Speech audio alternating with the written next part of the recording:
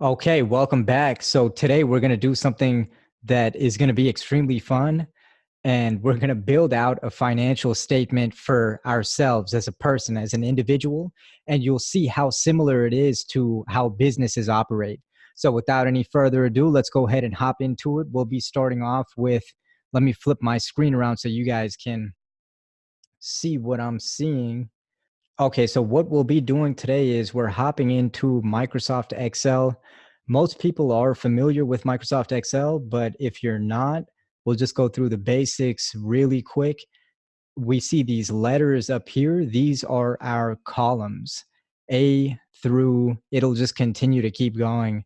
Excel is a very powerful tool and has a lot of cells is what these are. So it has a lot of ability, it has a strong ability to really capture a lot of data and information in each of these cells and perform a lot of different functions after that. And then what we have here are our rows.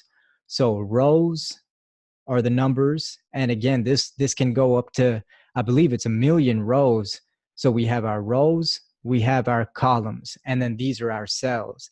And that's really, all we need to worry about right now, because a lot of the other stuff that goes on in here can be extremely advanced to the point of, automating Excel and having it just repeat something that you recorded using these macros right here. But we won't talk about all that stuff today. Today, what we're going to do is go ahead and set up our personal financial statements. Well, each of us is only doing one, so personal financial statement. And what I do is I strongly advise everyone the same practice to deploy the same practice that I do, which is save your work. Because Excel, there's no telling, with any program for that matter, what point it might crash at. So just make sure that you go ahead and save your work as constantly as possible. I just use the simple keyboard shortcut of Control S, and that's what will save your work for you. So continuously do that just to make sure you don't lose anything. So that's just our title right there. We'll go ahead and put that in bold. Here, we'll go ahead and put the months. So if we're, starting this off at the beginning of the year, we'll start off with January. In general, you want to, keep it as clean as possible. But if you're starting for the first time in the middle of the year, go ahead and hop in whenever you are hopping in. Don't worry about making anything perfect. So there we go. We've got our months. So you can really set it up and design it however you like. You can go ahead and put colors behind your text if you would like, just to make it something that you like looking at. And this should be something that you're excited to review, because this is more or less a summary of the way that we live our lives. It's a good way to to use as just a benchmark. Of course, everything is not going to be on here, but when we're talking about our financial lives, that's going to be found on this sheet every month. We'll be finding it. Income is the first line. So this is where all the money comes in to our lives. So for a lot of us, it's going to be our regular paychecks, right? Every 2 weeks or so, most likely everybody's getting paid, if not every week for others. And for other people who are business owners or entrepreneurs, it might vary, but let's call it a paycheck. And for now, we'll keep it simple, and that's the only source of income that's coming in. One source, that's our paychecks. So after our income, we've got our expenses. And again, this is the same way a business operates. So I know this might seem simple, but very, very important to learn this type of financial statement, because if you ever plan to run a business for yourself one day, trust me, having this experience will help you out a lot. Expenses. So as people, what are some of our biggest expenses? Let's start off. We have rent. Then we might have our car payment. We need to eat. So we've got food. We need to have some entertainment. We got to have a little bit of fun. We might need some clothes. We might need insurance, different types of insurance. And the list continues to go on. Whatever else you have, you know, let's go ahead and punch that in. Gym membership, gasoline for your vehicle, so many different things. We already covered food, groceries, clothes, gifts for other people. Maybe we're donating to our favorite organizations, charitable organization. So basically we have all our expenses, right? Now what we have left after our income comes in and we spend it, that leaves us with our savings. So we can go ahead and just insert anytime we need additional room in between here, we just right click on the row and hit insert, and that'll put in a new row for us. Or if you're over here in the columns, insert will put in a new column. So I just wanted to add in an additional line saying total expenses, just to give us a better, clearer understanding of our expenses. So let's go ahead and take the annual income of a standard US household, which is approximately $60,000 US a year. So over the course of a year, that breaks down to 5,000 gross, right? Every month, 60,000 would come out to 5,000 gross per month. And that's what you could see. I just highlighted it and clicked the accounting format just to throw the little dollar sign in there. Now let's start going through some of our expenses. And for now, we'll keep our gross pay up at the top here. But the reality is, we all know we're not taking home this much, right? If the paycheck is 60 a year and 5,000 a month, you know, maybe who knows how much of this you might actually see, 60% of it, something like that. So we'll leave it at 5 for now, but in reality, we should take our pay after taxes. Just keep that in mind. We'll keep rolling though. So we have our rent, maybe just a rough estimate for different people. It's going to vary really a lot depending on where you live.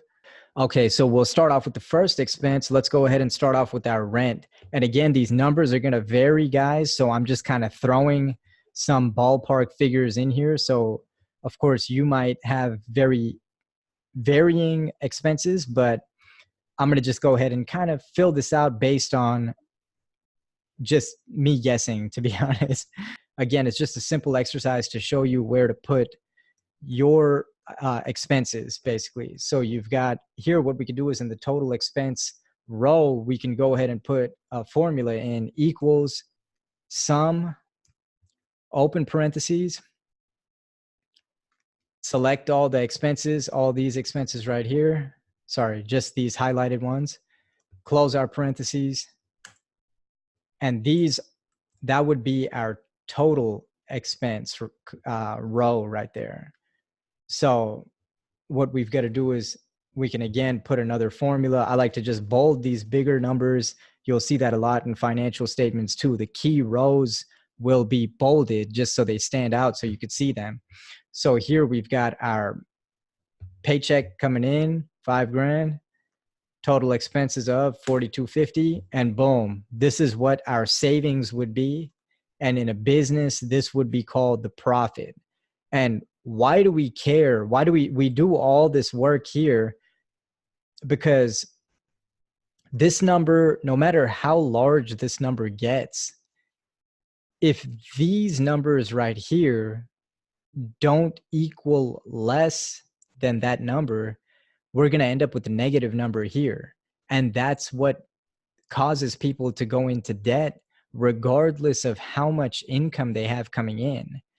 Even if we made this 50,000 a month, but we're spending 51,000 a month, we're going into the hole already, $1,000. So without this statement, go ahead and undo all that.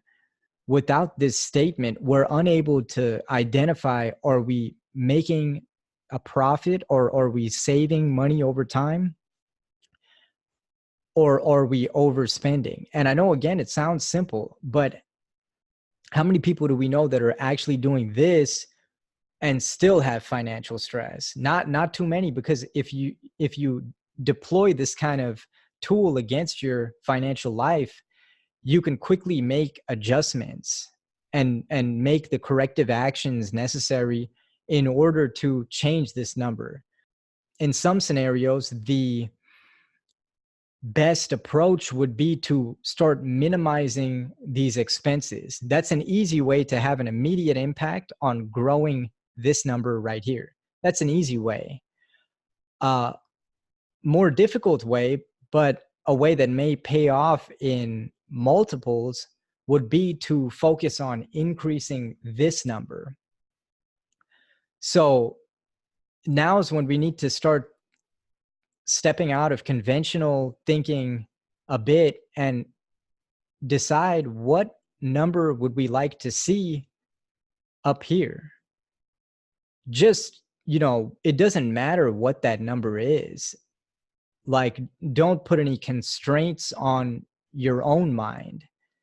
I don't want to say a number because I don't want to put any constraints on your mind either. I want it to be as big a number as you want it to be, because once you find what that number is, then you could start to figure out, how do I get there? So I'm not even going to give a number, but I'm going to tell you that this is a powerful number to grow in our lives and in our businesses. It should be grown disclaimer, each one of these, every single cent over here should be consciously thought of, because what we do with this, again, affects this. And what we can also call this, in other words, our savings is our future. That is our future. That's not only our future, but that's the future generation's future. So what we do with this right here will determine everything. So I don't know why I feel like just throwing a little highlight in there. What we can start doing with this is a lot of different things. You can invest it, right? That's what you take this and you invest it. There are different places to invest it. Some people like to invest it in assets, stocks, bonds, real estate, things like that. Other people like to also invest it, maybe on top of that, into themselves, going out and acquiring the education needed in order to bring this up. Let's see what we could do even with this. We get a second income source income source 2, and we start making $1,000 a month. Just, after a few months of trial and error and education, we start making, it's not even remotely, that's just basic, right there, $1,000 a month. Like, that's not even thinking big, not even close. That's actually me probably thinking small, to be honest. But to make an extra $1,000 a month in today's world, with today's capacity and the tools that we have at our fingertips, to bring in another $1,000 a month is, if you put your time and effort into it, I promise that you will find a way. I may not have the answer for how you specifically can do that, but can you do it? I can very confidently tell you, yes, you can definitely do it. So then what happens is the formula is not picking up here. See, so what we want to do is put a sum in front of our income section so that we address that. Boom. 1750. Look at how much more is coming in now. So even if you have your job, still the same job, they're not paying you more. Hey, you decide how much you want to make. Don't ever let anybody else tell you how much you're going to make. You decide how much you're going to make. You set your own roadmap and your own limits, or lack of limits, I should say. That's why I don't even want to put, too many numbers in here to make you think small. I mean, all these numbers, we can put, 50,000 in here too. And wow, what can we start doing with that? Let's not just rush off and think about spending it. Again, this number means savings, means future. And so the next step would be your investments, and in turn that is your future. Very important. So this doesn't say Gucci, this doesn't say Armani, Louis Vuitton, Ferrari, or any of that other bullshit. It doesn't say any of that. It says savings, investments, your future, becoming a smarter person, becoming a stronger person, becoming a more educated person. That's what this is for. Popping bottles at the club, definitely not. Definitely not. There's a time and a place for all that stuff, but if you really want to make moves, you're going to have to push all that bullshit aside for at least 10 years. And if you're not willing to make that type of sacrifice, then business is probably not for you. And even financial freedom may not come your way if you're not willing to put in a lot of work and be disciplined in your approach, and just be willing to stick to your script month over month, January, February, March, April, year over year, and utilize this as a tool. I'm actually going to design one for you guys so that you don't need to go through the work of setting it up, because I know how daunting this can look at first if you haven't really had any experience with Excel. So I'll go ahead and set it up, just give it to you, email it to you. But if I do send it, I want the person to not bullshit and really use this tool and get your financial freedom, get to freedom through your finances, and take care of your family and do everything that you need to do. Pursue your hobbies, pursue all your dreams and all your passions that you have. But that can all be done in due time when you have your personal financial life buttoned up. So let me go ahead and flip this back around. I think we're still recording. Okay, so with that, I hope that helps you guys. Again, that was how to operate or how to build a personal financial statement. And maybe in another video, I'll go through and show how a business financial statement operates, and we could see how similar they are. So with that, I'll be signing off. I hope that helps. I'm going to get that put together and link it up so that you guys can download it. And any other questions, don't hesitate to ask. With that, I hope that helps. Jordan, income over expense, over and out.